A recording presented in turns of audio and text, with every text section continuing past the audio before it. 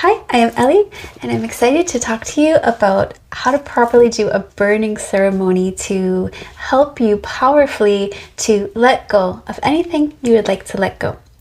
And this is so close to my heart, and whenever I think of burning ceremonies, I automatically think of Kali, because she came to me and she, in a fire, Kali comes to burn away illusion, and she does so with your permission. You will also have to burn. You burn away, and Kali will hold you through it, and she will walk you out of the fire afterwards with clarity. So whenever I do my burning ceremonies, I actually call Kali, and so that's why I mentioned her, but that's not something that you have to do if you don't work with Kali. The dark goddesses, Kali, Hecate, and Lilith, as well as, she's not considered a dark goddess, but Mary Magdalene, are my main spirit guides, and they work with me very, very powerfully. And so you can call in any guides that you have. So Kali would be one that I would call in during a burning ceremony, but if you have guides that you're connected to, ancestors, it's very powerful to call them in. And so what I do for a burning ceremony is I do it at my altar. This is a sacred space for me, and so I really like to do my ceremonies here. You could also do it outside, of course, at a bonfire. So the way in which you do this part does not matter. It could be unique to you so far. I like to have a little I have a gold painted bowl, ceramic bowl with a lid. And so I will get my bowl, I will connect to Kali, and I will be very clear on what I'm letting go. So this part now always is the same to be done properly. So before we burn whatever, we want to write it on a piece of paper, or we could use a photograph if we're letting go of a person. That's very powerful. Or we could just write what we're letting go down on a piece of paper. And then we don't want to just burn it. It's not enough power, not enough juice. What we have to do first is we have to burn first ourselves. So what we have to do is we have to mourn.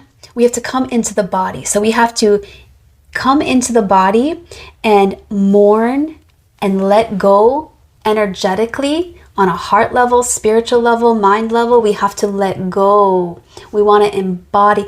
The last time I let something go in a burning ceremony, I sat there for 20 minutes. I had already done a lot of work on alchemizing the pain, letting go of this. This was a relationship I was letting go. So I'd already done so much, but there's just layers and layers and layers. So when it came time to do the burning ceremony, it's a very powerful ceremony for me. Every time I've successfully done a burning ceremony where I have burned myself, I have burned up first. I'm talking not, obviously not physically, energetically. I have burned myself first and then burned and released. It has really released and made room also for something else to come right in. Very beautiful.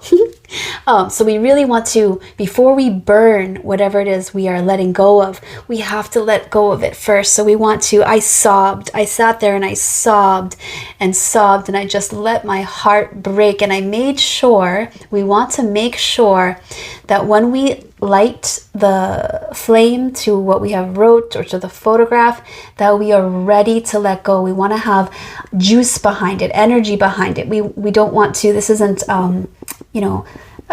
no, we need to put energy behind it. We want to put the feminine energy behind it. We want to put our masculine energy behind it. We want to have awareness of what we are letting go, why we are letting go. Get really clear, really clear. I choose me. Maybe that's the only reason you need, because I'm choosing me. I'm choosing my peace, my love. I choose love.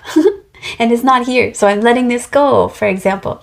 So we have to get really clear, become aware, and we really need to feel, we need to be ready to let go. Let ourselves feel the pain, sob, cry, let it hurt. Let yourself burn up in that pain. And a part of us, when we're doing something like that, when we're letting go of something so important to us, something that we have loved, cherished, it is so painful. So always compassion for self, and this could take you as long as it needs to take you. But I'm telling you, if you want the juice behind the burning ceremony, don't burn until you are ready to let go. Because when you have the juice behind it, and I love because I'm sitting in front of my altar. This is a sacred space. I have my goddesses on my altar there with me. I have my ancestors on things to connect me to my ancestors on my altar. Is very, very sacred to me, my altar. And so I'm creating this entire sacred space. There's a physical sacred space. I have a sacred space within myself that I'm creating. I'm holding myself in my own masculine containment. I am holding myself through the pain, and I am allowing it. I am allowing it to just move through me, and I am accepting it, allowing it, feeling it deeply. And all the while, I am also emanating love for self and other, love for self and other. This is really powerful because, again, whatever we put out into the world is going to come back to us. So especially in ceremonies, any type of, if you're gonna do spell work, I don't do spell work necessarily.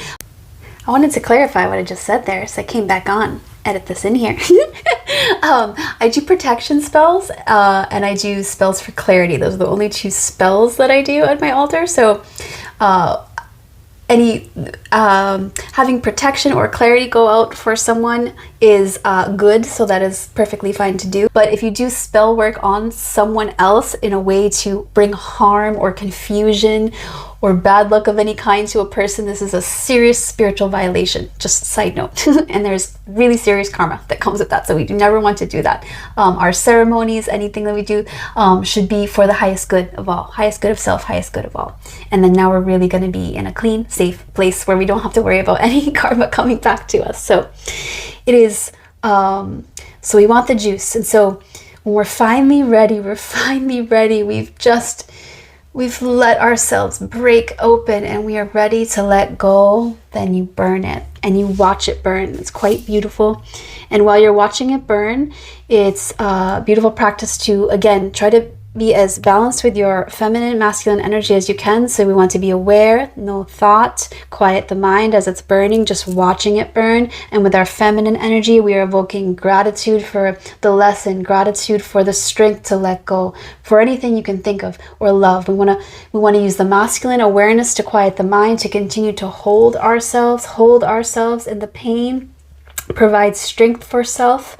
And we also want to, with feminine energy, love self. And if we can love self and other as in this burning ceremony, and we can call out for the highest good of self and other, this is beautiful energy that we are being, that we are putting out, and we can be sure that it will come back to us. So a burning ceremony is just one of the many beautiful ceremonies that we can do to really bring some juice, some power to whatever we are wishing to accomplish, to bring some sacredness to it. Yeah. So let me know what you think about this. Let me know if you have any questions. If you like this video, I'd love it if you'd like it. Subscribe to support me. And what do you want to talk about? All right. I'd love to talk to you soon. Thank you.